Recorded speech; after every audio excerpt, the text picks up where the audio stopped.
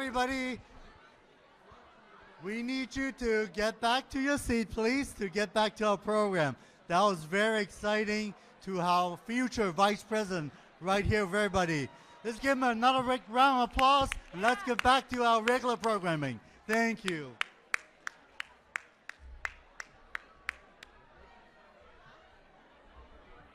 Please, everybody, go back to your seat, please. Thank you.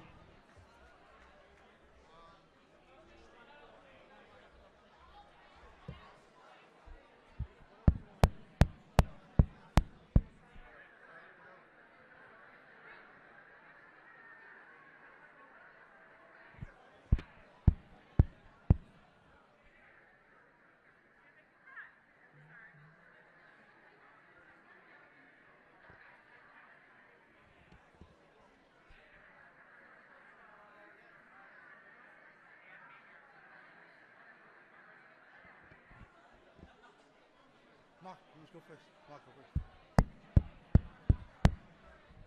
Hello, everyone. Please take a seat. Everyone, please take a seat. I'd like to welcome Congressman Mark Takano to give his quick remarks. Yes, Mark. Well, hello, Democrats. It's hard to remember this, but before we had the real black president, remember when Bill Clinton was supposedly the first black president? Well, Tim Walz is going to be the first Chinese vice president of our country. When he broke out in Mandarin with me like 5 years ago, my jaw dropped. I said, really? So my name is Mark Takano. I come from a family of Japanese Americans. I'm a former teacher, an openly gay man, and a proud representative. By the way, also an OG, the original Gaysian in Congress. And if we all work hard, we'll double the AAPI Caucus with Evan Lowe. I want to acknowledge another proud Gaysian in the state of Georgia, the Assistant Minority Leader, Sam Park. I'm also a proud representative of the California's 39th Congressional District, and I'm fired up to elect the first Asian American to the White House. As you know who that is, Kamala Harris. And while Donald Trump can't wrap his mind around mixed race people, we know better. Kamala Harris will be this country's first black woman to hold the title of President of the United States. You can do both. It's undeniable that the Vice President represents something special to us AAPIs, and we know that our place in America has been hard fought and hard won and can never be taken for granted. And the promise of our democracy means a great deal to us because we have felt the sting of its denial. We know what it means to be outsiders, relegated to people on the fringe. My grandparents and parents were incarcerated in camps during the Second World War for the crime of being Japanese American. And while half a world away, my great uncle Mon fought to gave his life in the U.S. Army's 442nd Regiment. Just imagine the split screen for a moment. A family divided by thousands of miles, one part of it imprisoned by their country, the other part fighting and dying for his country. Now, I tell you this not to bring us down or rub salt in the wound of what our country has done. I say this to remind us where we have been and why this moment matters. Our country has always been a great promise and perfectly conceived. And we certainly did not start out perfect, and we are always struggling and striving to live up to our ideals. And perhaps because I was a teacher, my first thought always goes to the classroom. One day, little boys and little girls will sit and read textbooks about our vice president. How she was the first woman, the first black woman, the first woman of Asian descent elected to the highest office in the land. How those children, many of whom look like us and represent our diversity, will know what they too can achieve. But to make sure that the ink on those pages actually says those things, we've got to do the work. We've got to knock on doors. We've got to talk to our neighbors. We've got to burn up those autodialers and give everything we've got to win this election. And as the motto of the 442nd of the infantry, the segregated Japanese American fighting unit that Jill Takuda is nodding her head, we share that heritage. The motto was go for broke, which means you bet it all on the country. Are you going to go for broke in November? So let's go for broke for Kamala Harris. Let's go for broke for Tim Walz. Let's go for broke for our democracy. Let's go for broke for our country. Thank you very much, and let's win.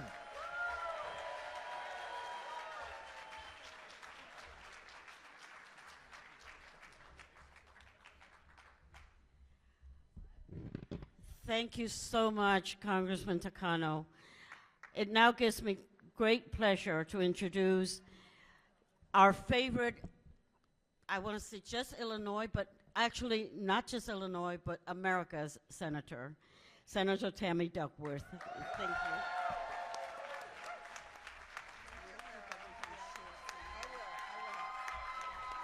All right, everyone. Thank you. Welcome. Woo!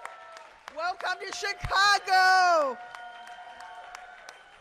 Welcome to Chicago. Listen, I am so proud that you're here in Chicago because we're going to tell the story of the Blue Wall. We're going to tell you the story of what it happens when you take progressive policies and put them into work. And when you respect women's reproductive choice, when you invest in labor unions, when we make sure that we invest in our public schools. These are all things we've done here in Illinois, and we continue to bring in foreign direct investment. But I am especially proud to be in this caucus room with Ma Bell and with the AAPI community because we are the margin of victory in battleground state after battleground state after battleground state. I will tell you that John Ossoff and Raphael Warnock tell me all the time it was the young Asian Americans, the young AAPIers that was their margin of victory, and that's why they're senators today. But I got to tell you, we have a heck of a lot more work to do in front of us. We need to reach out to our communities all across the country, back to those battleground states, to Michigan, to Ohio, exactly, to Wisconsin, places where we can win, but we have to turn out for them. So I'm here to lift you up, but I'm also here to put you back to work as well. Party hard today, have a lot of fun. It's funny, Mark Takano said that, you know, the Republicans are afraid of biracial people. And I'm like, I'm Thai, right? We know that you need both the dumpla and the chili to make a spicy dish. You need all the spices, man. And then I'm just going to end by saying, get back to work so we can get that racist, sexist, 5-time draft dodging felon SOB out of there. Thanks all.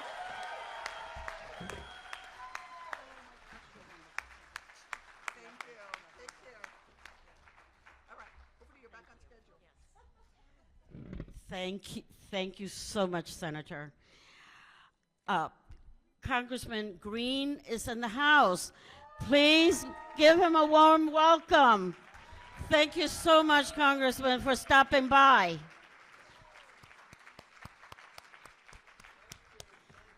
Thank you. At this time, I would love to welcome Congressman Ted Lieu. He is the highest-ranking member in the Congress, the highest-ranking AAPI member in Congress. He is the vice chair of the Democratic Caucus. Would you please come on up, Ted?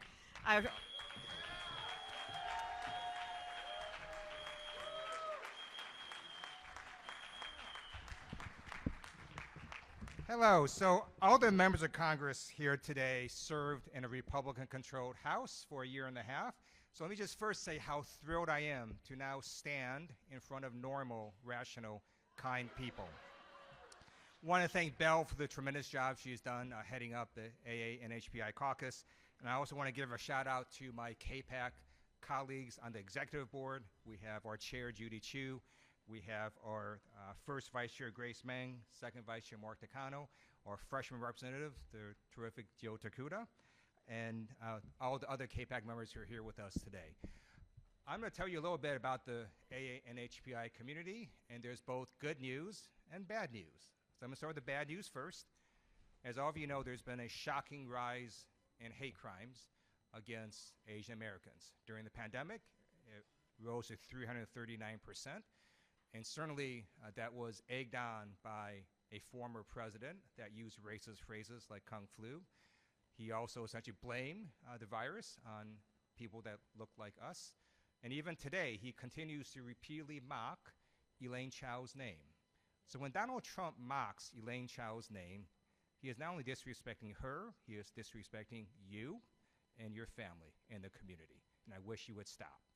Now, the good news is the Biden-Harris administration is exactly the opposite.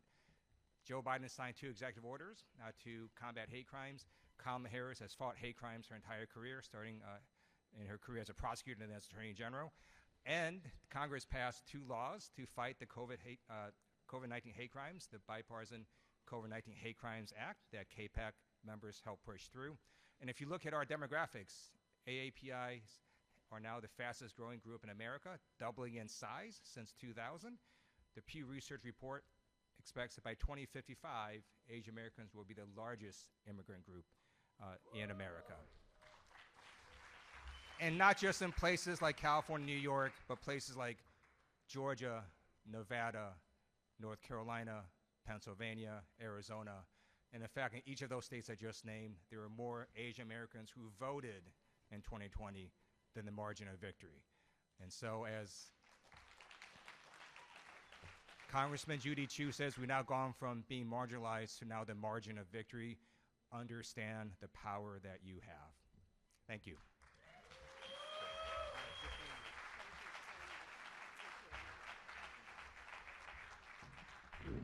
Thank you very much, Congressman Liu. Now it's my pleasure to bring up Congresswoman Jill Tokuda of Hawaii. Please come to the podium.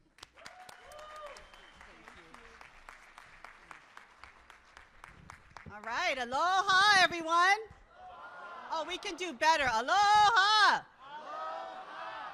Well, let me tell you, it is really hard for me to top the speakers we just had. Whether it's my Gaysian brother, Mark Takano, who is always there supporting me, or whether it is our McKinley High School alumni sister, Tammy Duckworth. And of course, I love to embarrass him, and he's still here. You do know Ted Lieu is the highest ranking Asian American Native Hawaiian Pacific Islander member of leadership in Congress in U.S. history, right? History. 248 years it took us to do this. And the Asian mother in me knows that one day, Ted, we're going to make you speaker, too. I always get him in trouble for that. But let me tell you something.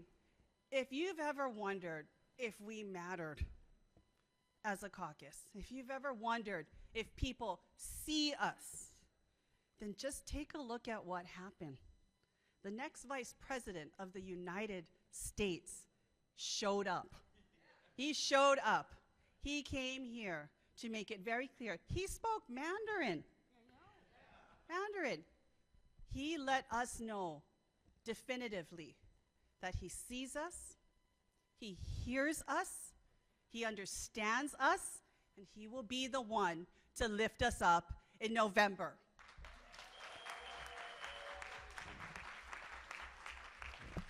You know, I thought a lot about what I would say today, knowing I was going to go after a lot of very esteemed speakers, and my mind kept going back to a conversation that I had a little over a month ago with a great Democrat, possibly the greatest Democrat of all of us. And I remember telling him that people were questioning if he should run. And they've criticized how he speaks. And they've asked him whether or not he could win. And I told him, welcome to our world. No one ever asks us as ANHPI to run.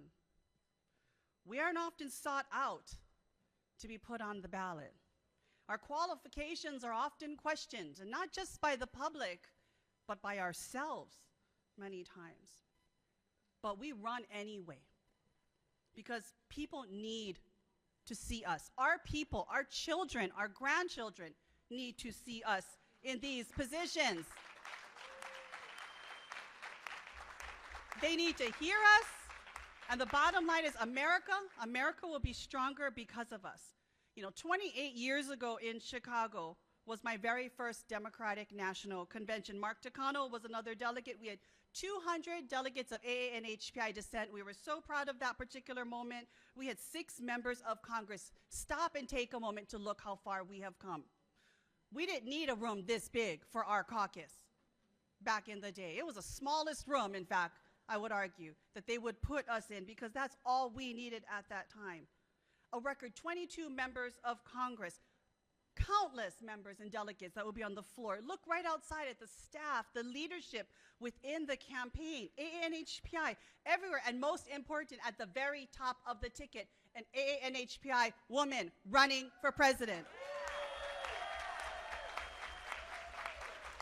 We didn't get here because we waited to be asked. We got here because we understood the importance of being present, and as the vice president soon to be said, showing up. You know, the great Shirley Chisholm, whose picture sits right across from Patsy's in the Capitol, would say that if they don't have a seat for you at the table, bring your own folding chair, and if there's no chairs, stand. My friends, we have been bringing our chairs, standing, forcing doors open, showing up, and this is our moment right now. We are, as Judy said, the margin of victory. Up and down this ticket, we will be a part of saving the very democracy of our country. Each and every one of you that has bravely stepped forward to run, raise your hands if you're a candidate. Stand up, stand up and be proud. Look at your candidates. Support them, they need you. You have been sitting too long, my friends. These are our AA and HPI candidates. And if you are supporting a candidate, you stand up too and be proud. Thank you. If you're a donor, if you're a canvasser, a volunteer, okay, everyone really should be standing in this room, but it's all good. They're very Asian of us. We're sitting down. But what I'm trying to say is right now we have a chance to take back the House. We have a chance to take the White House. Who's here from California right now? Let's hear you. Then you know what your job is. Derek Tran, Dave Min, Evan Lowe. We need to get them in Congress. Arizona. Where's Arizona? Okay, Arizona's not Arizona, right there. Then you need to be there for Amish Shah, who is neck and neck with Schweikert. We can take him out right now. Iowa. I have Iowa in the house. Iowa, I'm sure Iowa is somewhere, by the way. But if not, drive to Iowa. Lannon Bacom is in the dead heat with Zach Nunn. We can take them out. AA and HPI around the country need our help, and you know that. When AA and HPI vote, what happens? We win. AA and HPI win. When AA and HPI run for office, we win. When Kamala Harris wins, we win. You know what we've got to do between now and November. Our mission is clear. We need to get our people out to vote. We need to lift up all of our candidates here and outside working hard. And most importantly, we must elect Kamala Harris president. Thank you, my friends. We are going to win this November.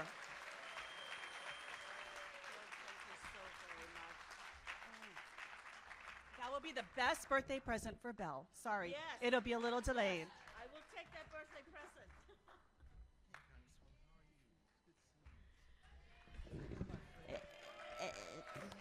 It now gives me great pleasure and honor and personal privilege to introduce my chair, Jamie Harrison. Yeah.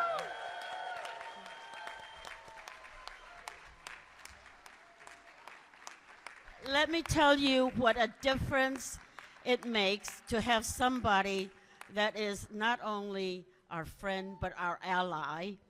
And Jamie has been our ally from day one. He has been there every step of the way supporting us, and I can't say, I could take all day talking about him, so, but we don't have all day, so let me turn it over to my friend, Jamie Harrison. Thank you, Madam Chair. Well, listen, first and foremost, thank you all. Thank you, thank you. First and foremost, I have to wish the belle of the ball. I have to wish her a very, very happy birthday. Happy birthday, Belle. Thank you. I don't know if you all know how much I love Belle, but I love her so, so much because she has always had my back. She has always been in my corner. And she fights for you all like nothing I have ever seen. She fights for this caucus. Every single thing that she can get for her caucus, for her community, she fights for it. And she's not quiet about it. You're going to know that she is there in your corner. And she's been that way for me as well. And Belle, thank you again for your leadership and your friendship over the years. Love you. Love you. And there's so many friends here in the caucus, so many friends. And I just want you all to know how grateful I am for each and every one of you and how grateful I am for this caucus. You know, it's amazing to think about the history that we are in right now. I want you all to know, to step back and think about this. You all are history makers. You all are history makers, and you are an important part of the history that we are making right now.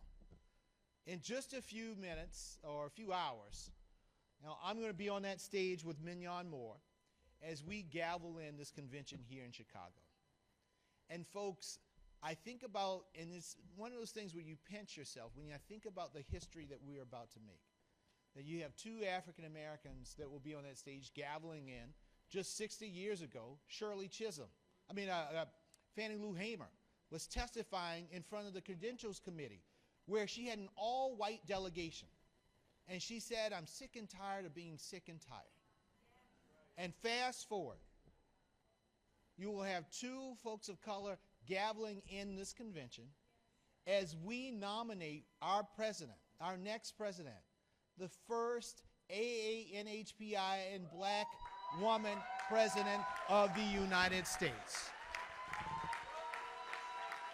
Folks, that is history. That is history. And we know this, my friends. This community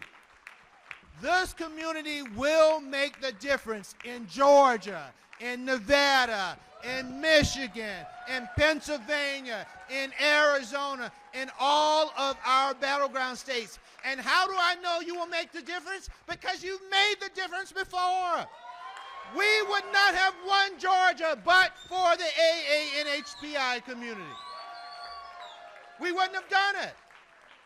And so on behalf of a grateful party, on behalf of a president that has seen us, that has heard us, but most importantly, that has valued us and fought for us, for a vice president who I call our MVP, who is one of us, and for our new coach, Tim Walz, who also has been in our corner, I just want to say thank you.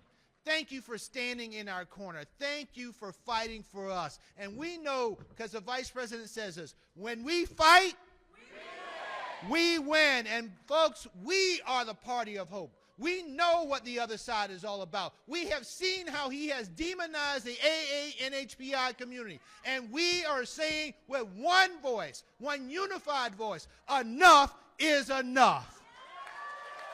We, my friends, are the party of hope. They're the party of fear. We are the party of hope. And hope will win every single time. So are you ready? Are you ready? Are you ready to make history? Let's go do it, y'all. Okay. We're going to take a picture. Where should we do it? Right here? I wanted to take a picture of the leadership with our, with my chief.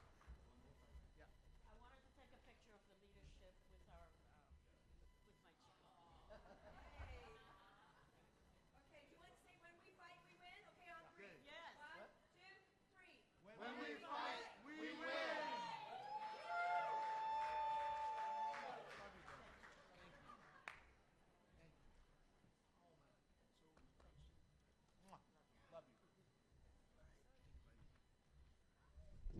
Fight to win. Yeah. Okay. Who's here next? That's it. We start. Okay. I think we have actually 3 panels. Oh. We're good? Excuse me.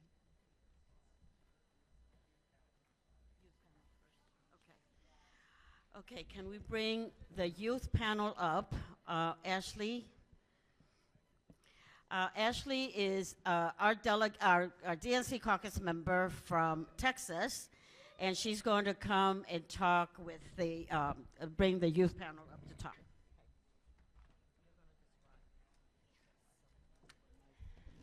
Good morning, y'all. The energy in this room is so incredible and through these halls today, and it's just gonna get better and better. And I just wanna give credit to the youth. I'll just be transparent. By DNC standards, I am a DNC member, by the way, from Texas. I'm the co-founder of the C3 Asian Texans for Justice, and also the communications chair for Asian American Democrats of Texas. But by DNC standards, I'm officially old. As of a few years ago. And I just want to give credit to our real youth for creating like the memification and so much energy that has really catapulted all of the joy and the Generation Brat, as Belle mentioned earlier, who have bringing so much energy to this campaign. So thank you so much to Belle for making this time to highlight our incredible youth we have here today. I'll have them introduce themselves momentarily. How auspicious is it that today is Belle's birthday, but it is also a blue moon. So I think we are definitely going to be making Belle's wish come true and having that AA and HPI president finally. Let's go down. I'm going to have all of our panelists introduce themselves, their names, their pronouns, their titles, and their home state. Yeah. Good afternoon. My name is Zoe Kadri. I'm a council member out of Austin, Texas. He, him, his pronouns. And I'm really excited to be here. Hello, real quick. My name is Hugh Lee. I am from the proud Las Vegas, Nevada. And on top of that, I'm a nonprofit founder of the Nevada Esports Education League, Dinamite Community, and youth co-founder of the Youth Voice. See if this is on. Hi everyone, I'm Bianca Shaw, born and raised in the great state of Maryland. And I lead the youth outreach for South Asians for Him. Hey folks, my name is Annika Krogi. I use she, her pronouns. I'm from the great state of our great chair, South Carolina, and I am the national chairwoman of the High School Democrats of America. I just know we have so much energy in here. Let's keep that energy going because young people in this caucus are going to get those wins we need. All right, we're going to just jump right in. The first question is going to be to our ladies down here at the end. And I'm just going to have to say, I know, like, we are blessed as an AA and HPI caucus to have some incredible electives that we've seen today. But if you are, like, in line to get selfies with the future of America, I know Kamala's going to be our first Asian president, but just wait. What, you all have, like, 10 or 15 years before you can run? Like, I've gotten the pleasure of being able to work and see these women lead in their respective spaces, and I do not say this lightly. Like, honestly, these are incredible leaders, and we are all experiencing this moment of hope and joy, and I want to hear from both of you of how you think we can take that hope-filled messaging to the youth to get them out to vote, because as Otto mentioned, energy isn't going to win this election alone, right? We've got to get to work. Yeah, thank you, Ashley, for that question. So I think over the past few weeks, I've gotten a lot of questions from different folks in the API space, seeing the brat team, seeing all of the mobilization on social media, and asking why you now want to get engaged. What changed? So for a while, I was really trying to put my finger on what did truly change. And I came to realize that for most of us, and I know for most of us, I had just turned 16 years old.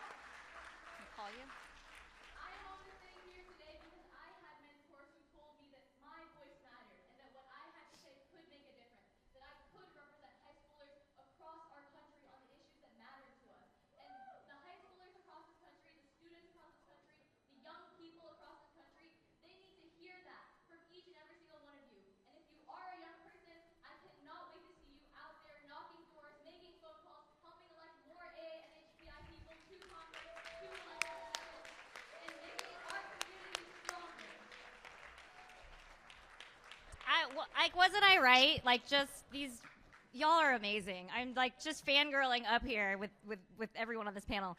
A quick announcement: if anyone sees the birthday girl's phone, I think she might be missing it. She found it. Okay. I'm going to kick it over to the gentleman over here on this side. Hugh, for those of you guys who might not have worked with him before, he is a master organizer in Nevada, which we know is a key state for Democrats this cycle. And we have a very large ANHPI population there, so they're definitely pivotal in being more than that margin of victory. And then Zoe Kadri here from my hometown of Austin, was a long shot city council candidate according to mainstream press. And because he had that experience of field on the ground, he rose up in the ranks as an organizer. He was able to take that city council seat and be our first Muslim and South Asian city councilor in the city of Austin. So I wanted to ask you both something that many, I think, of us now, I count myself included in that, the olds are wondering in the community of how do we actually get young people out to vote? How do we harness this energy? And what would you guys give as advice to us? Well, first and foremost, I don't know how I'm on here as a youth. I feel very old being on this panel, but I'm really inspired by the folks to my left. So when I ran, even though I'm 34, no one's going to feel very old. I was the youngest candidate in the field. I'm currently the youngest member on the Austin City Council. I represent the youngest district in the city of Austin. The average age of the resident is 27 years old.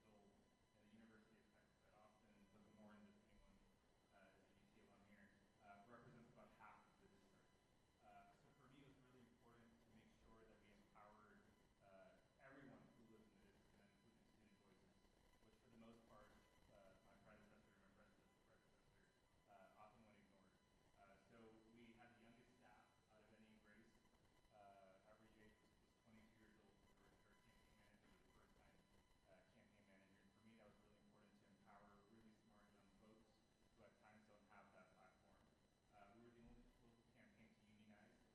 It's a belief of mine to everyone should be a part of a union, and paying everyone what they're worth, and paying everyone living wage. And then we went where students were. We actively campaigned on college at UT on college campuses. We made sure we heard from students. We ended up winning the UT precincts by 94 to 6, which is a really big number. But I think that comes down to people believe in the message that we're putting out there, but we were also listening to what they cared about. And then when we got into office, I still employ a fairly young staff. They currently have the Charlie, I'm too old to know what it is, but all the brass stuff on their desk. But we listened to issues that matter to students. So when it came to street lighting in West Campus, we made sure that was a priority. When it came to making sure that Austin no longer created student housing without windows, we made sure we took care of that. Anything that students really brought forward at the forefront on the campaign, we were making sure it was turning into policy. So I think just listen to folks, listen to students. They're really smart. That's why they work out. Am I allowed to say this, that one of your staffers is actually, maybe I'm not allowed to say it, I'm going to say it anyways, is our national DNC Youth Council chair. So if you're heading to the youth councils, that's part of Team Zoe meetings. So yeah, the future's up here, not me, but and make sure you listen to them. The future and our present is up here also because they're already doing the work and leading. So to start off with, Bill, everything you said is correct. And the youth here is the empowerment. On top of AAPI. The biggest thing is, I have two questions. First question, very easy. Raise your hand if you have a phone. 3. I have a phone. Yay. All right, second question. Raise your hand if you've been discriminated against because you're Asian. That is also me. Yay. So in 2020, our youth did something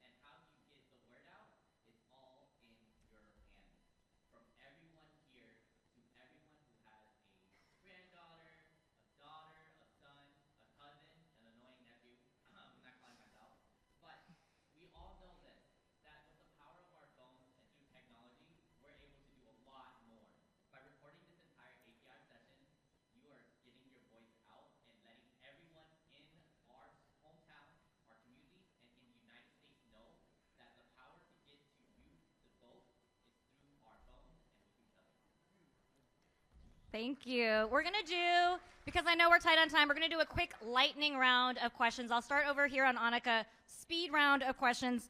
Annika, and we'll go all the way down the road just as like fast as we can. Where do you get your news from? Mainly Instagram and podcasts.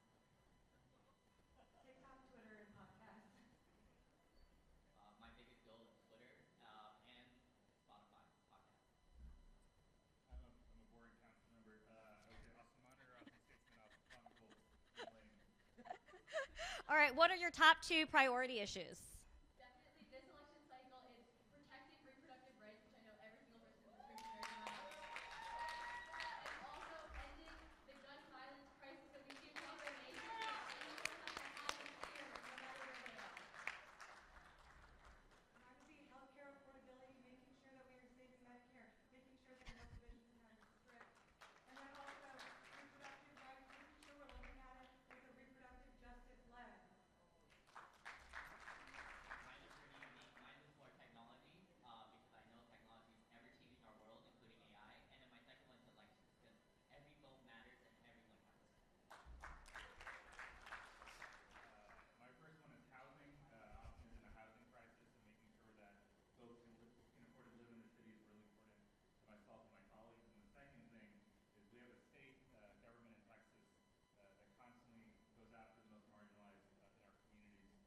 So I think it's important for local governments in Texas to push back against the state that owes funding down.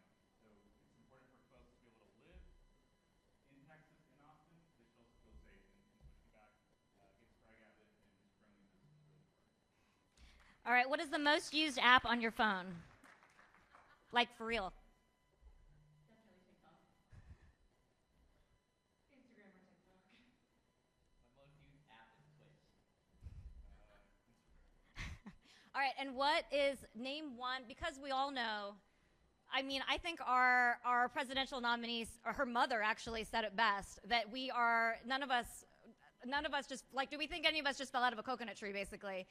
And so it was very important to this group to voice how important it is to lift up each other, but especially our youth in this movement, and to draw on folks in the coalition. So they actually requested to me that we make space to be able to thank some of our mentors. So name a mentor or 2, if you have to, that you want to thank.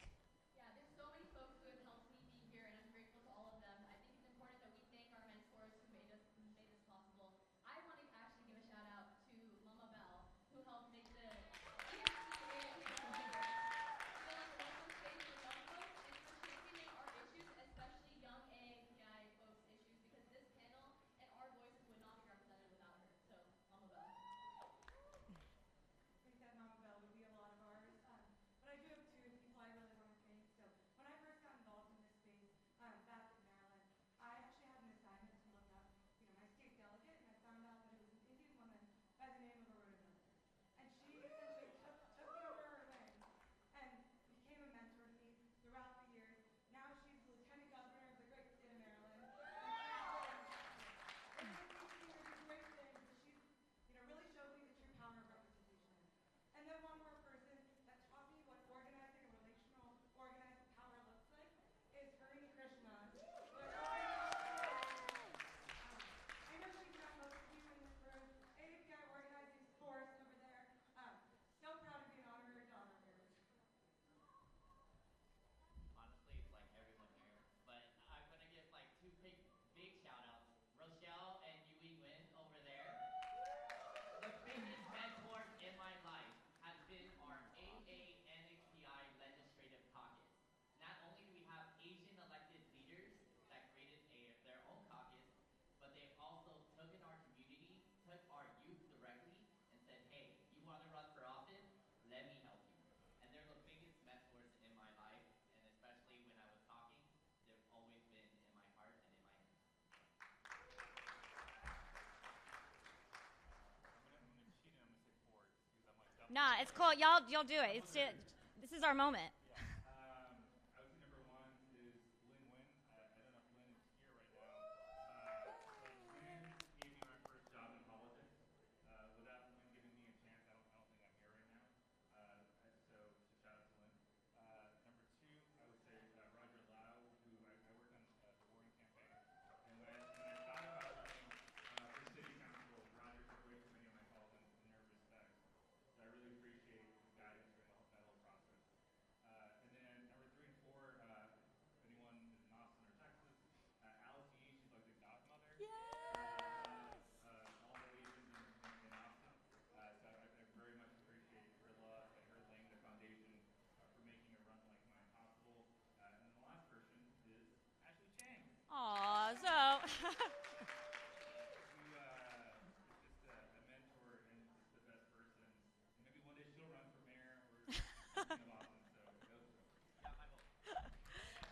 Thank you. With that, the youth panel and I have one last closing request, and I think Hugh said it best. I think all of y'all raised your hand that you have a phone in your hands. And in that, you have power. And we want to make the request that you get out your phone, and I really mean it, get out your phone right now. Take a photo if you want, take a selfie, whatever, just send a text. But we want you either, if you are a youth, maybe send a thank you right now to one of your mentors and let them know how much it's meant to help you get to the place that you are. If you are an elected or more established, take a moment to text someone young in your life and tell them to join us in this movement. Tell them about the energy that you're experiencing here.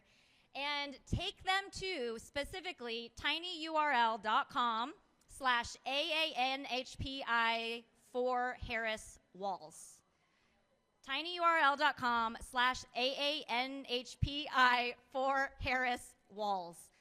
And that will take them to be able to sign up to volunteer. And if you guys haven't signed up yet, type that into your phone and sign up now. And please, as you talk to folks from now into Election Day, continue to bring them into the fold and join this movement of joy, because we are ready to fight and we are definitely ready to win. Thank you guys so much. Enjoy the rest of your DNC. I think we're ready to get our next panel up here on stage now, probably.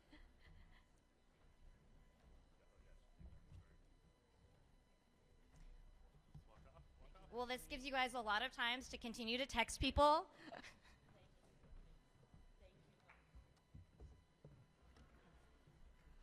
Aren't they fantastic? Please give them a round of applause. Okay, I have another surprise for you. This is going to be fun. Let me introduce you to Shahan Rizvi. He is the chair of the Howard County Democratic Central Committee in our state of Maryland.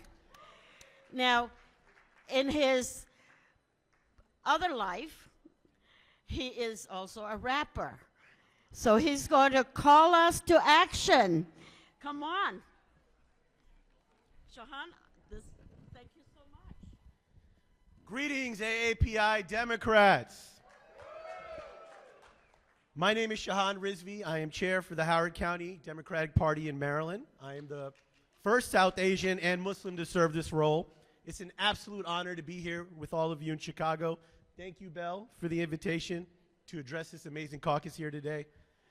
I'm really excited to see all of you here. I feel your energy. I see our AAPI community collective power here on display and in full force. This community is increasingly becoming a very important voting bloc for the Democratic Party, and with your hard work and dedication, we are finally going to elect the first president with AAPI heritage, Vice President Kamala Harris, ladies and gentlemen. Celebrate that. It's a huge milestone for this community. Clearly, we must fight to win this election against the onslaught of lies and misinformation from the Republican Party as they attempt to divide us. We, the AAP and the AANPHI community, we cannot and must not get comfortable. We must fight to win, as Belle told us. Fight to win by knocking on doors and telling a neighbor about a delegate or Senate candidate that represents your values. Fight to win by encouraging your friends to register to vote. Fight to win by joining your local Democratic club so you can meet the future candidates that hope to represent you. Fight to win with your wallets and financially support Democratic candidates up and down the ballot. Republicans are playing for keeps. We must fight to win. Folks, you made it all the way here to Chicago to celebrate this moment. Now ask yourself this. In 2024, will you fight to win for democracy? How can you not in the face of Republican hypocrisies? Conservative philosophies and policies can't govern the people responsibly. Just see the January 6th atrocities. They take away our voting rights, discriminate with all their might.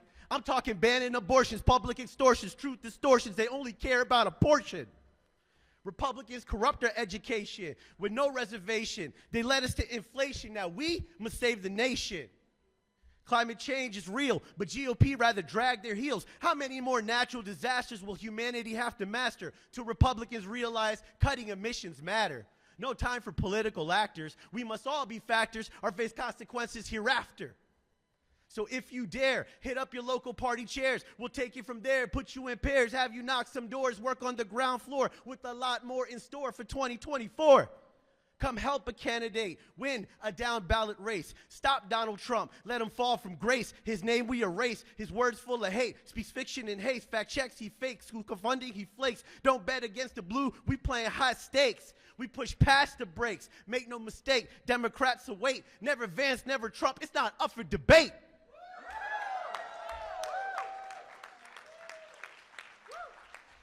For my Dems bleeding blue. Come through for a few with your crew and your best walking shoes. Let's canvas together till we turn the whole hood blue. AAPI Democrats, grab some lit stacks, phone bank the facts, tell America we back. Thank you, AAPI community.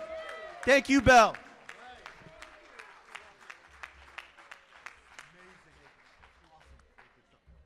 Isn't that just amazing? Thank you. Thank you, Shahan. Now, I want you to know that he traveled all the way from Maryland just to do this for you this morning. So thank you, thank you, thank you, Shahan. Now it is my pleasure to call up the first panel. We're a little bit late, but the convention is giving us about an extra hour. Will Andrew Yang and Jeff Yang and Jeffrey Rowe. This is the panel of the Jeffs. Will you all please come up? Andrew is going to be the moderator for this panel. He is currently the communications. He will introduce himself. I'm getting myself all messed up right now. But anyway, one of the things that I do want to share about him is that he was also the co-founder of AAPI several years ago, and he is very well versed in what we're about to do. We talked to you all earlier about the media panel. That's the first leg of the stool. So take it away. Awesome, thank you, Val. And I wish I was Andrew Yang. I'm Andrew Pang. All good, all good. No worries, no worries. But what a panel, right? And also, so Belle's birthday, we got Governor Walz in the house, we got our members of Congress, so it was pretty hyped today. So as Belle mentioned, I am the National ANHPI spokesperson for the Harris-Walz campaign. And also, I previously worked on comms at the White House Initiative on Asian Americans, Native Hawaiians, and Pacific Islanders, and today's panel is actually called Finding Our Voice. So similar to the panel before us, this one actually dives deep into ethnic media and the importance of sustaining community. And so we have two wonderful panelists with me today. So Jeff Yang and Dr. Jeffrey Rowe. So Jeff is actually a cultural critic and journalist. You may know him as the author of the New York Times bestseller Rise, a pop history of Asian America in the 90s and now. And also Jeff recently wrote The Golden Screen, the movies that made Asian America. And then Jeffrey is a chief executive officer at Intuitive X, a life science consultancy and incubator that was created to help entrepreneurs and startups transform their ideas from conception to commercialization.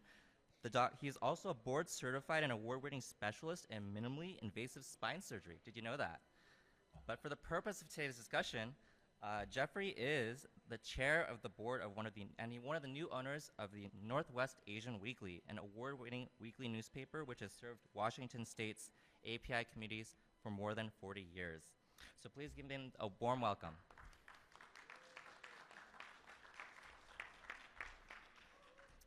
So today's panel is going to be a bit interesting. We've got a mix of communications, public relations, messaging, and also focused on ethnic press. And so, Jeffrey, I just wanted to kick it off for you for the first question, because you are the owner, one of the part owners of the Northwest Asian Weekly. Tell us about how you got to that point, and sort of, this newspaper in this digital age where ethnic press especially, are trying to survive. What was your goal in sort of becoming the new owner, and what are you, planning for the paper? So the story of the Northwest Asian Weekly is one that's very well known in Seattle area and the Pacific Northwest. But it's a story about an entrepreneur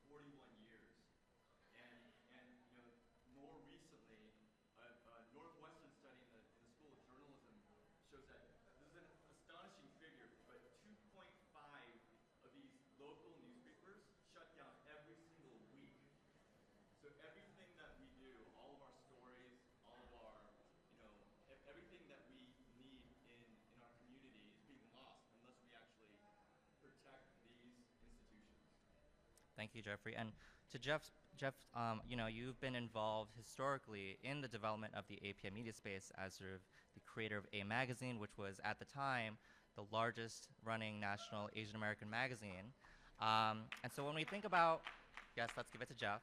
When we think about where our communities have gotten their news, and sort of to Jeffrey's point, where Ascenta started the North Asian Weekly, it was a hard sort of challenge, right? You had to raise your money, and so I am wondering, could you take us back to the historical context, sort of the development of the API media system, your time at A Magazine, sort of why it's so challenging for APIs to sort of create their own publications? Yeah, well, thank you so much, Andrew. And I might add, I'm a big fan of DAPI. I'm a big fan of all the efforts out there, both digital and in print, that are out there trying to give a voice to our communities, because that has been the journey that so many of us have sought, like to actually be heard in rooms like this, to be able to take space up in rooms like this, to be seen in rooms like this. And for the longest time, it was entrepreneurs in the ethnic media community who actually made that possible, who communicated and connected our communities together, and now who are representing these communities to the world. So first of all, salute to you, all you guys who have actually done your part making us seen in the world. When I, back in 1989, which is crazy, I can't believe that that is 35 years ago, co-founded a magazine called A Magazine Inside Asian America. Our goal was simply to create a publication that could trace the outlines of this emerging thing that we call Asian America, long before a lot of people were comfortable even using that term, right? We were challenged continuously. Do Asians even speak English?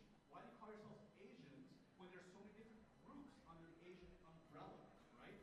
And my response to them was, why do you call yourself America when there's so many groups under the American umbrella, right? So we managed to actually last for 10 years before the digital revolution knocked us on our ass. We did, in fact, actually raise money to launch an online version of A Magazine. It's called A Online. Very,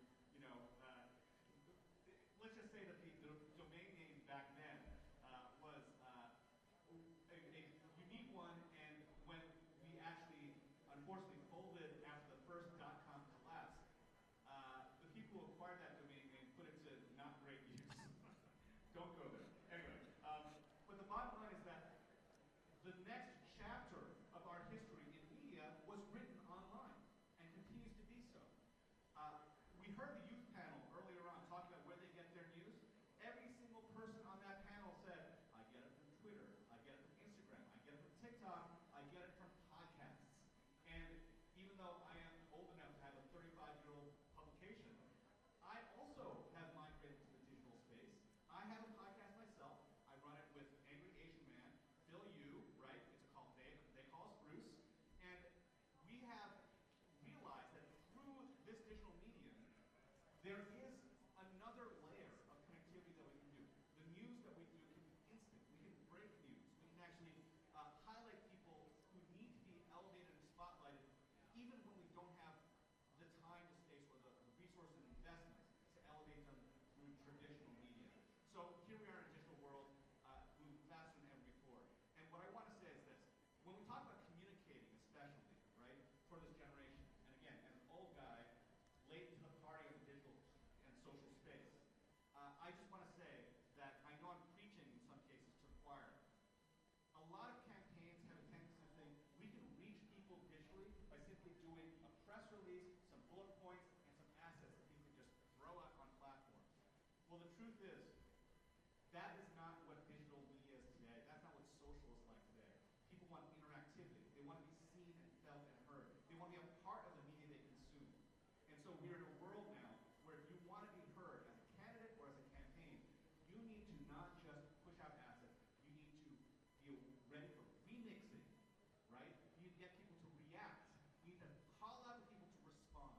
You need to put them, the audience, at the center of the message you're trying to put out there.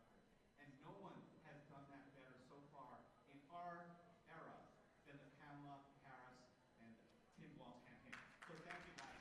All you guys who are part of that soldier, you guys are fantastic. Thank you, Jeff. And I do have a similar question, because when we talk about messaging, and we even talk about the broader narrative about how NHPIs are political in this country, right? We've heard over and over and over, for generations that we aren't political, that we aren't getting involved. And so how do you think that, API media specifically, have we had a role in impacting that sort of narrative? Are we shaping our own narratives? What kinds of things are we doing? So to Jeff and also to Jeffrey. Every time I hear that Asian Americans aren't political, I say to myself, even to call yourself Asian American is political, right? It's a political act to say that we, despite our differences, can stand together and achieve common goals together, right? And every single space we've been in as Asian Americans, we've had to do so as political beings. From the very beginning, as the only group in American history that has been excluded from this country because of our race, all the way through to the reality that throughout the 20th century, every single war that America went to was in Asia against people who looked like us. To the point where today, every time there's an economic crisis or a health crisis, what happens? Asian Americans find ourselves at the center, and more often than not, as the scapegoats. We are political people because we have to be, for survival, for support, for mutual existence. And my response to that then is simply put, we can't allow politics to happen to us. We have to happen to politics. And that's what's happening here. So how many folks in this room were actually born in this country? Okay. And how many of you of your parents were not born in this country? How many of you are immigrants that came from another country? So this represents us. And I don't know about you, but like when I was growing up, I thirsted and hungered for any type of content about any information about people that looked like me, that sounded like me, that had the same experience that I did. And it really wasn't available except for magazines like magazines like I also watched and read Koran magazine as well as Northwest Asian Weekly, because those were the stories that really inspired me. Just to let you know, Northwest Asian Weekly also helped propel someone that you know probably very well, Governor Gary Law from Washington State. So, Gary's actually a mentor of mine from a political standpoint. I met him many years ago. But Asutta Inc. and Northwest Asian Weekly helped to put his name in the spotlight. And I don't know if you saw this recently or not. He even tells you that Northwest Asian Weekly was one of the reasons why he became the governor of Washington State. And you know recently what Trump said about Kamala Harris's race, right? About whether or not she's black or South Asian. It was perfect timing, but we also then invited our Congresswoman and AAPI and black representative from Washington State, Marilyn Strickland, to write an op-ed piece. And she titled this piece, My Experience as a Black and Asian Leader. And it was so compelling, it was perfectly timed that when she put out that op-ed, that it was picked up by MSNBC. And it happened immediately after Trump questioned the race of our vice president, which is insulting and absolutely disgusting. So unless we actually have platforms like these that can help amplify our voices and our stories, then we will lose the freedom of speech, we will lose the freedom of the press, we will lose the freedom to assemble together. And I'm just telling you that right now, that is the existential threat that we have before us. Thank you both. I also want to go broader to sort of API media's place and broader ethnic media consumption, even broader mainstream consumption, right? When we think about where the average person gets their news, you see differences among generations, right? Like, the first generation folks, they'll get news from overseas or they'll have their own outlets. You see, the third generation, English only. You saw it in sort of like the digital revolution where like Nextshark, Asm News, I guess the AAPI sort of counts. But sort of like when we're seeing this lack and sort of reduction in trust in mainstream news, and sort of what role can API media play in sort of restoring trust and sort of speaking to this new generation of APIs? I think one of the most valuable things that news creators from more conventional spaces can do is to ensure that misinformation and disinformation are called out, right? There is that fact-checking component that our institutions have to do. As somebody who has written consistently for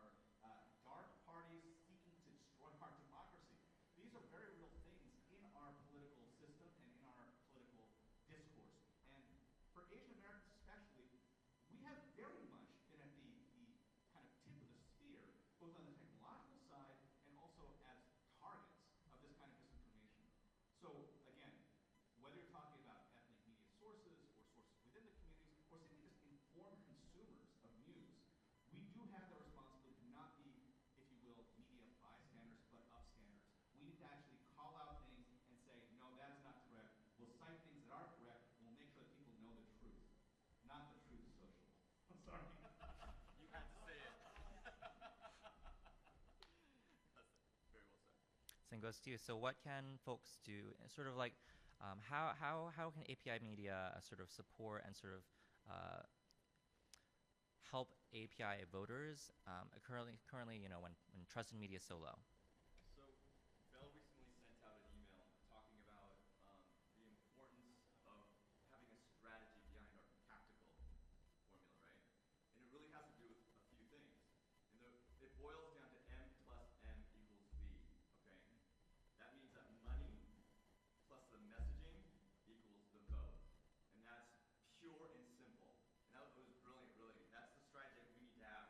What that means is, I know as Asian Americans, we're not used to investing in things that don't benefit ourselves, okay? Let's just be honest about that, right? So we do take a more transactional approach than most, I would say. I would say when we invest in things, we expect a return for it, right? Like when you invest in a stock or a bond, when you invest in your 401k, you expect some sort of return at the end of the day, right? But I can tell you right now, in politics, you have to think of it as a long-term investment, you know, because quite frankly, the people outside of this room will not listen to us unless we bring money and votes to the table. They will not. And I can tell you right now, like, there are very few Asian Americans, even though that we're the fastest growing group of immigrants, we're the fastest growing group of electorates in the United States, you guys. Like, literally. We represent, in 2000, we represented 5 million votes. And in 2012, that doubled to almost 10 million. Today, we represent 15 million votes. 15 million votes. Biden won by 7 million votes in the last election. We can change that. Also, it really revolved around 3 states, Georgia, Arizona, and Wisconsin, and that represented 45,000 votes. We have the numbers, but you have to put in the money. We have to have the messaging through media outlets to spread the word in order to get the votes. Thank you both. And our last question is very similar. So what can everyone here today do to sort of get our messaging out, to support ethnic media, et cetera? What do you think that takeaway is for them? I mean, what I'll say is this, right? We need people to read closely, read carefully, to share and amplify. But one other thing I want to say is that we need to make sure that we're not just speaking, we're also listening. I think one of the critical things about our community is that we are not a single homogenous group. We have a lot of voices that need to be amplified. We have a lot of inclusiveness that we need to actually maintain. And that includes not just ethnic difference, but also differences of opinion, differences of priority, differences of agenda. There are people out there who are hurting. There are people out there who are filling the streets because they're seeing other people hurting. We cannot ignore that. We cannot be a party or a people or a community that tries to simply just move forward without engaging with very real issues at hand. I'm hoping that we will move forward from this convention fully united, ready to be joyful warriors for this incredible ticket. At the same time, we know that the work does not end with the nomination. It doesn't even end with the election. We have so much work to do beyond that, and hopefully all of us here can be a part of that. Yeah, and really, in closing, I will have to say this. We have to step up to the plate. I'm sorry, but we have to. Guys, we have to embrace the fact that we, as an Asian American NHPI population, I'm going to tell you the facts. We're younger, we're sexier, it's true, we're smarter, and we have more money than most people in the United States. So we have to man up, we have to woman up, we have to bring our wallets and give contributions. We have to make sure that these media outlets survive. That's what we have to do. But we have to do it together, and with Harris and Waltz, we're going to do it. All right. Thank you, our panelists. Thank you. I'm so sorry. No worries, no worries. I love it. I love it. I was going to photobomb you. Thank you all very, very much. I'm going to make one quick announcement, and then I'm going to ask David Chu to come up in front of the next panel. Please join, and very apropos of this particular panel, please join the AANHPI training on narrative building and messaging at 1 p.m. In room 181A. Ashley is going to be one of the leaders in that. Please stand up so that everybody knows who you are. Okay. At this time, I know we're running fairly late, and because of what happened earlier, at the beginning of the session, but I would still like to do a roll call today. So will David Chu please come up? I think David, are you? Yeah, come on in. We want to be able to showcase our elected leadership to show our breadth and our depth. All right. Good afternoon, Democrats. Are we fired up? Are we ready to go? All right. So when Mama Bell asks you to do something, you do something. So what I'm going to do is a little bit of a roll call of who is here in the room. From the Northeast, who do we have? Can we hear from you if you're here from the Northeast? I'm going to acknowledge some of the electeds that I know are here. State Senator John Liu. We've got from the New York City Council, Linda Lee and Shekhar Krishnan. Who do we? Give it up to them, and let's bring them up to the front if we can. From the South, we have some amazing delegates from Georgia, Representative Sam Park. We've got Representative Michelle Au.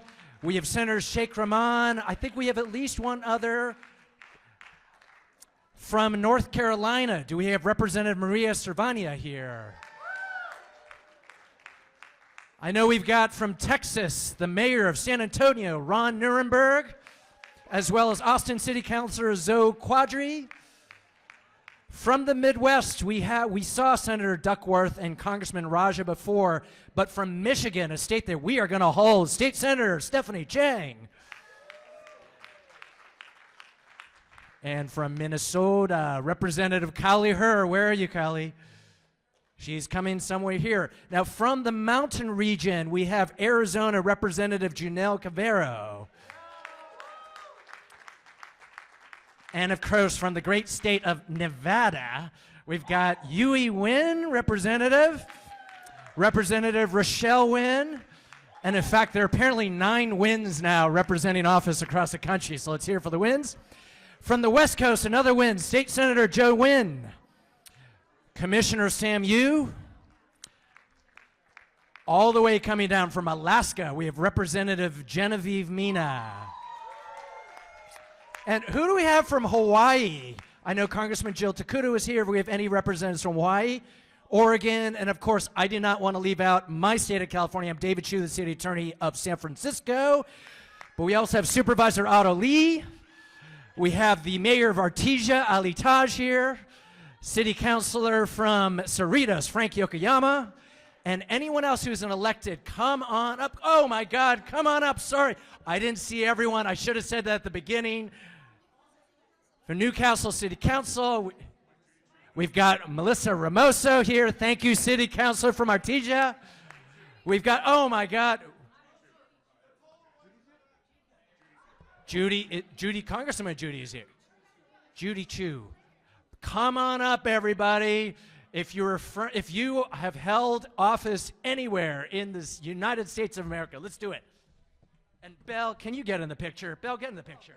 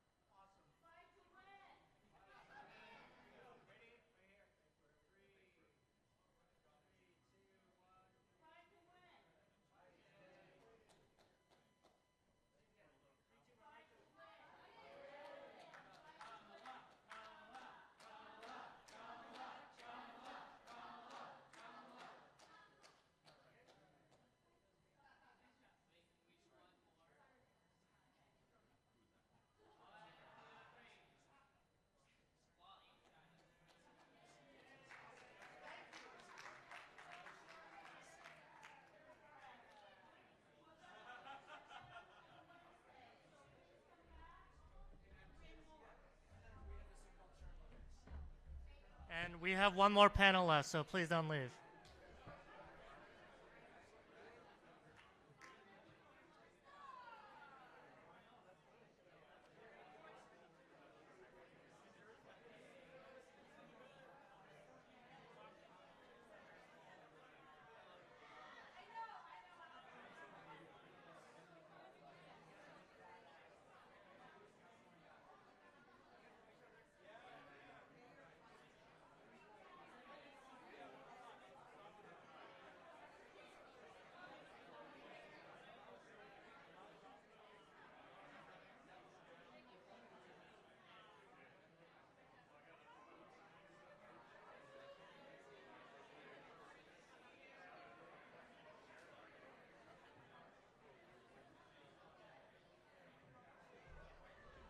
Otto, please come up.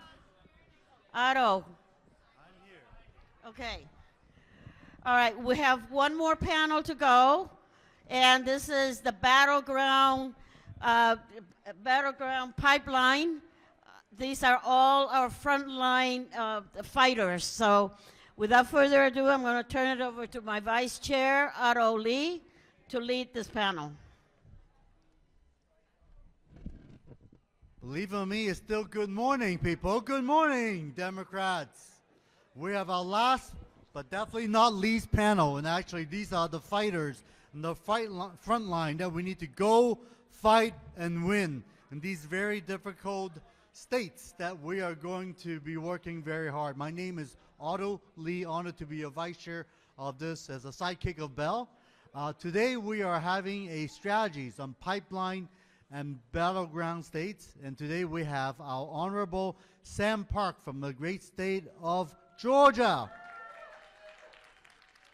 We also have Janelle Cavero, my own campaign manager way back when I was fighting in Fresno, now a own state representative from the great state of Arizona. And we have even more to come. From the great state of Pennsylvania, we have Honorable Arvind Venkat.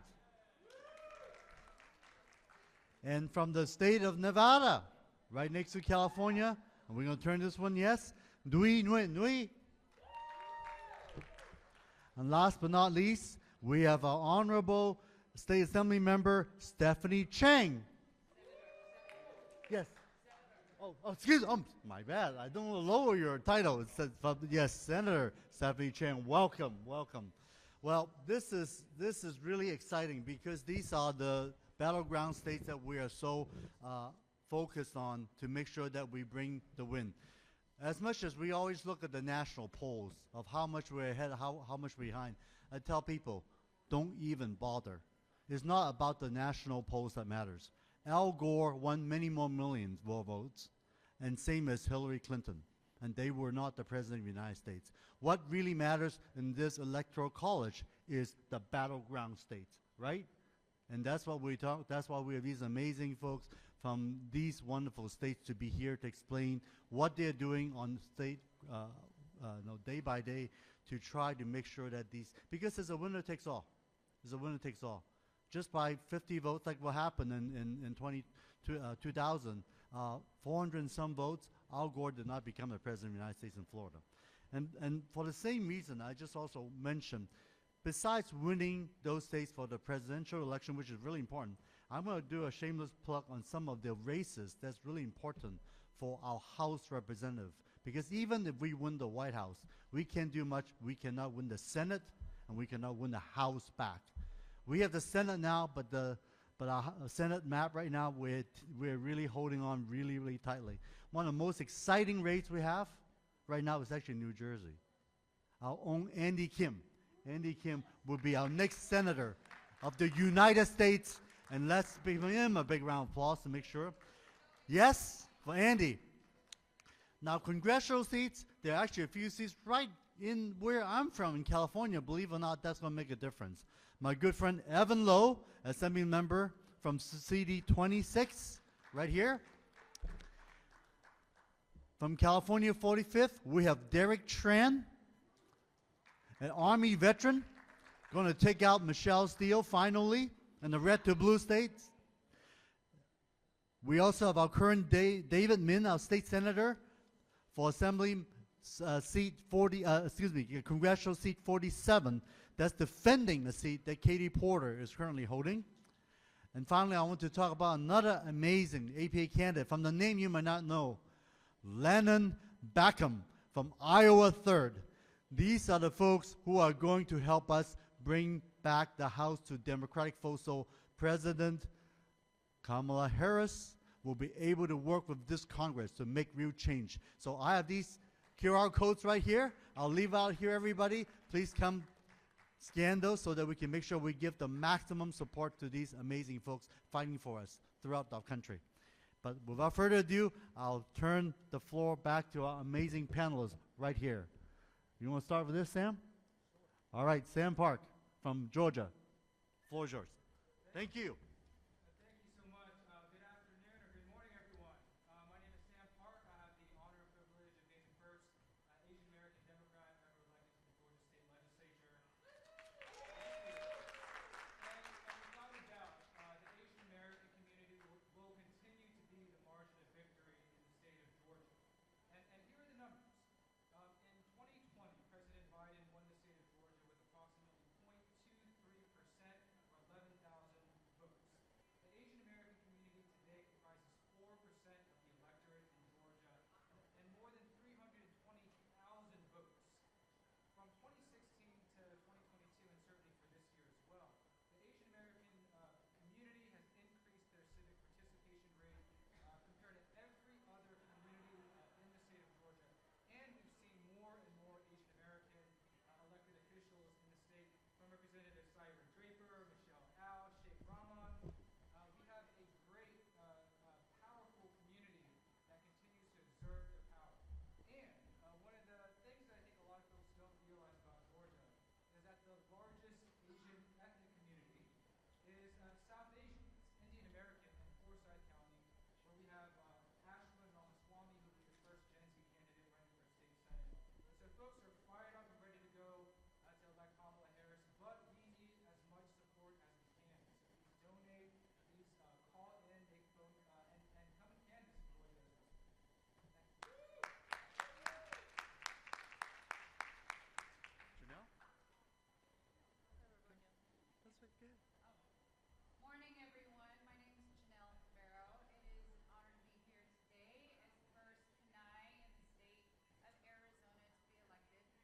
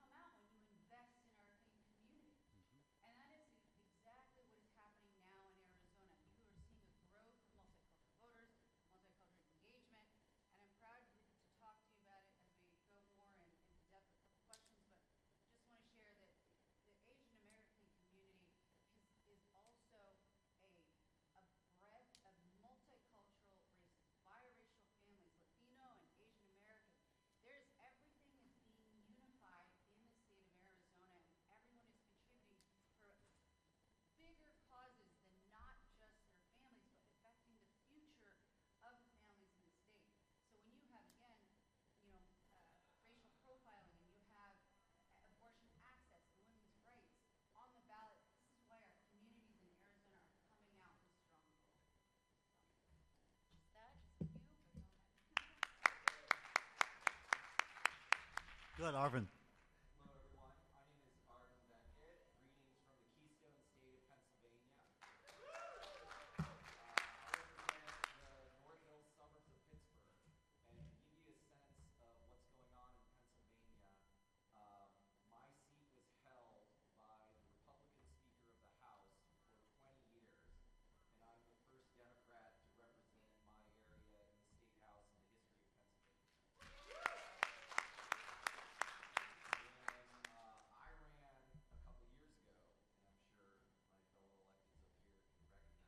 I got a lot of nods saying, that's nice that you're running, but you're never going to win that seat. But what I knew as a practicing emergency physician in my community coming out of COVID was that we needed direct engagement with the voters to succeed. And the lesson that I would leave with this group today is the way we are going to win every one of these Keystone seats is not from paid media, it's not from the press taking a position, it is from grassroots engagement with the voters. I personally have knocked on 29,000 doors in my district over 2 years. And what I saw was that that is how you earn the trust of our community.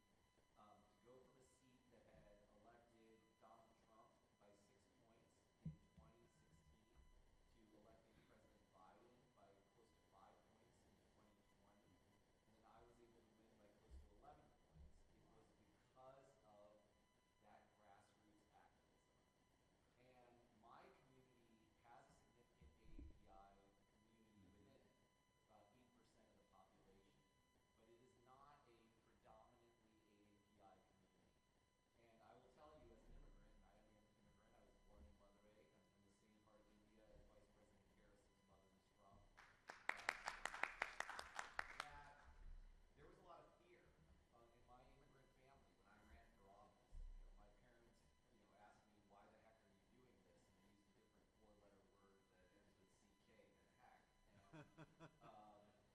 And about 3 months later, they were asking me about pulling in the district, so that's how you kind of get to where you are in this effect. But there was a lot of fear, and there was a lot of concern that when I ran, how was that going to play out in a community that was not majority minority, that had never elected an Asian American elected official in recent times. And what I saw was that direct engagement is the way we earn trust, and it also elicits a response from our opponents. My opponent in my race 2 years ago, her paid media was, she's one of us, implying that I was not one of us. And my opponent this year has used similar rhetoric. And so that caused the Asian American community, in addition to my direct engagement, to want to be involved in the race. And so my lesson here as an elected official in the battleground state is Vice President Harris is absolutely correct. When we fight, we win. When we engage, we win. When we meet voters where they are, we win. And I want to close out by saying that I sit in a state house that is controlled by Democrats for the first time in 12 years. 102 Democrats, 101 Republicans. That's how close Pennsylvania is. And I would be remiss if I didn't point out that in the audience is my colleague, Representative Tara Khan, who was also elected as an Asian American state representative in the same time that I was from And so we can do this, and our community is going to be the difference here. And I strongly urge us to get out there and knock doors, because that's what's going to make the difference on these margins that we need to win in every one of these states. Thank you. Next up, we have Senator Stephanie Chang from the great state of Michigan, one of those must-win states, right? Yes. Well, good morning. It is so good to be here. My name is Stephanie Chang. I'm the state senator, a state senator for Michigan. I want to give a shout out to my son, who is our most newly elected state representative in Michigan. The first Muslim-American elected in state history, which is very, very exciting. I'm a daughter of Chinese American immigrants. I'm also the mom of 2 Black and Asian daughters who are very excited to help support our next president, Kamala Harris. So I want to talk a little bit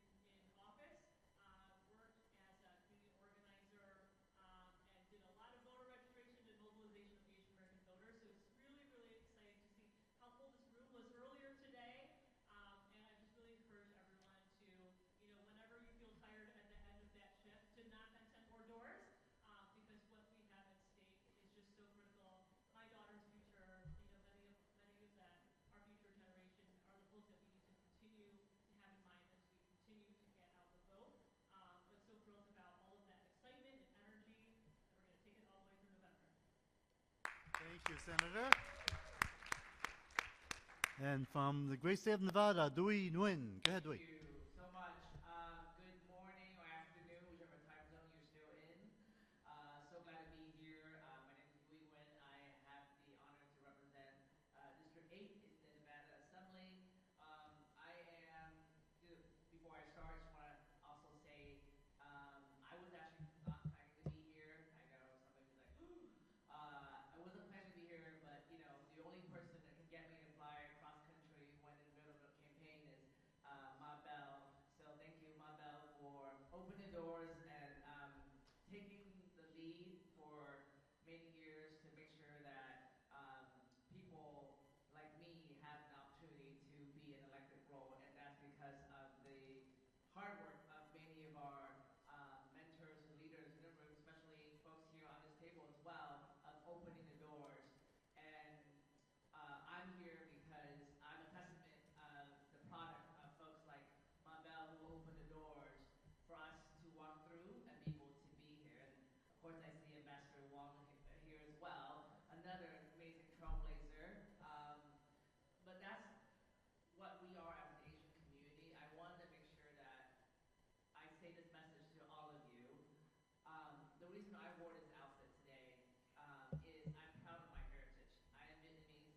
I'm an immigrant. I came to this country when I was 11 years old. The path that we were told to be is to put our head down, go to school, be humble, don't make waves, and be a doctor, be an engineer. Sorry, be a lawyer. I'm actually a bad Asian, none of those.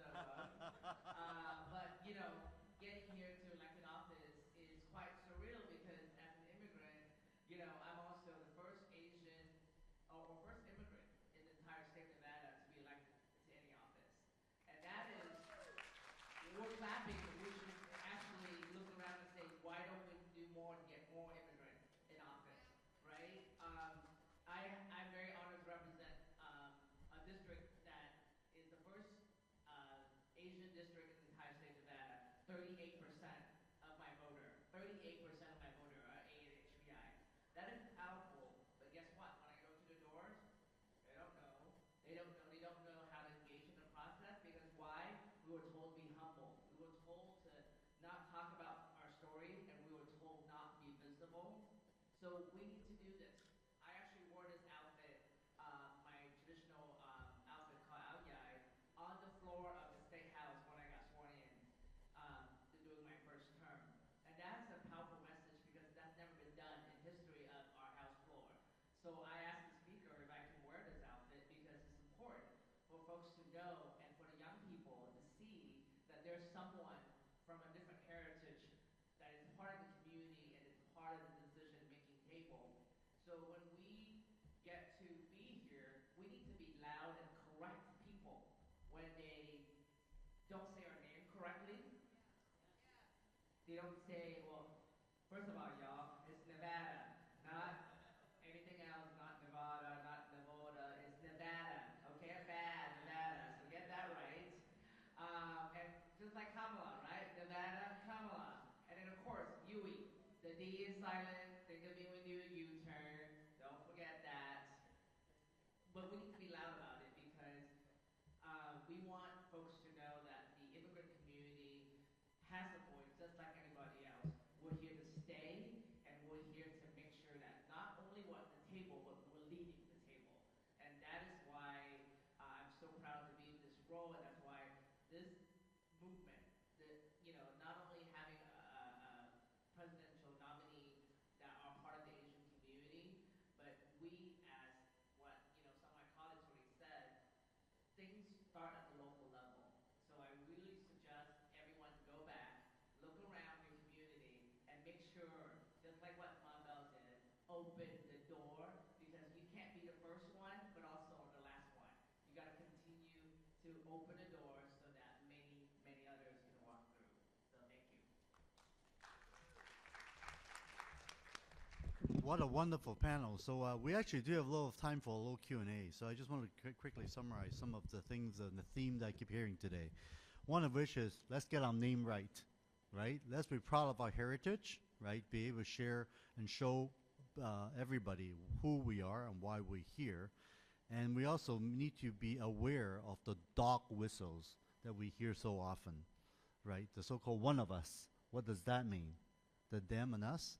And in many ways, I want to remind people when the word MAGA, what does Make America Great Again mean to those folks? Some says, is it really Make America White Again? Is that the racist statement that's implied in there? What are they talking about? Going back to what? The Jim Crow era? Is that the good days? Right? Because we are not going back, right, people? Isn't that the key? And I always try to explain to people, sometimes it's as easy as driving an automatic. Because on automatic, when you want to go reverse, what do? You go R. But when you want to go forward, you go D. And that's the message I want to get people to remember, to bring back as well. Other issues I think we talked about is how important is not just the top of the ballot, Congress and the Senate, but the state legislature and the local races. That's what really is protecting our community every day. After all, remember, we did suffer 4 years of Trump era. Remember those days? And who was really fighting back from those crazy stuff coming from Washington in the Trump era? Were the local government, the county and cities. I live in Santa Clara County, 2 million people in Silicon Valley. Our county council has fought no less than 10 cases against the Trump administration during that time when all those things are coming down. Because at the end of the day, the local county, the city, and the state legislatures is what's protecting our reproductive rights, our body, right? This is the level of government that is so important and so often overlooked. People just vote for the top ticket and we're done. No, you're not near done. That ballot is very, very long. So making sure people actually do go down the ballot and vote those other races is so much more important. And I always try to remind people too, if your trash does not get picked up, do you call the President of the United States? No, you call your local council member and the local mayor, hey, my trash will not get picked up. And that's the same reason for your schools. You go to your school board members and go to those. And that's why the local elections are so important. The other thing we also get is about the need for direct engagement. Direct engagement. When we talk about grassroots organizations, the face-to-face is absolutely key. So the question I want to ask folks is as follows. Knocking on doors. I've done this a few times now, all the way to Reno, Nevada, actually, because I could drive there for 4 hours, and I bring my daughters. So by the way, my oldest daughter right here, Aubrey, hi. And she's been out there with me, knocking on doors for a long time. I will ask you, each of you, in your state, because those are the API population we want to touch to bring them out to vote, as they are the margin of victory. Where should we go? If we are going to bring folks and tell people to come to your state, where are the areas would you say would be the greatest API population that you say, come over here to like Phoenix or wherever it might be, right? Janelle, that would be the place you would say would be most impactful. Go ahead.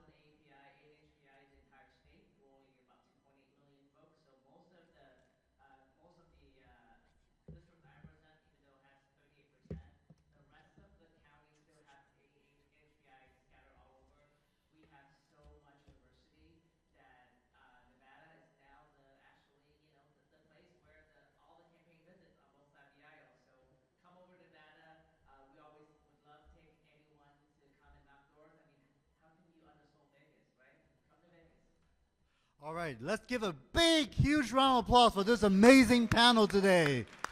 Representing us on all these battlegrounds, they fighting a good fight. Thank you so much for being here. And turning this back to Mabel. Thank you. Thank you all very much. I just wanted to add one more thing to just kind of tell you all why this panel is so very important. It is through each one of their states that it's going to make the difference as to whether we win or we lose this election. So Arizona, Georgia, Pennsylvania, Michigan, Nevada. Keep that in your mind. Every single state is very important. Every single state is very important. But these states especially is particularly important because that is the path to one of the paths to victory for us. Yes, and especially because we have a significant number of AAPIs, and we can make the difference. So thank you all very much for spending the time with us here today, and I appreciate your patience. I know it's been a kind of a challenging, so I thank you very much. So fight to win. Thank you. Alex, please come on. Before I close, and I want to thank all of you for your patience and for endurance and for all of your help and your support. I want to do a great shout out to my staff officer from the DNC, Alex Wan. Yeah. He is the DNC's director for AAPI Outreach Coalition. You know, every cycle they change the name, so I have to kind of remember.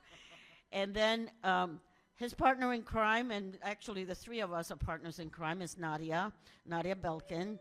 She is the campaign's director for AAPI Coalition, and she had to go and staff another event. But Wednesday, when you come back, let's please make sure that we give them a big hand, and they're going to be talking more about the strategies for the battleground going forward. Yes. So thank you all very much.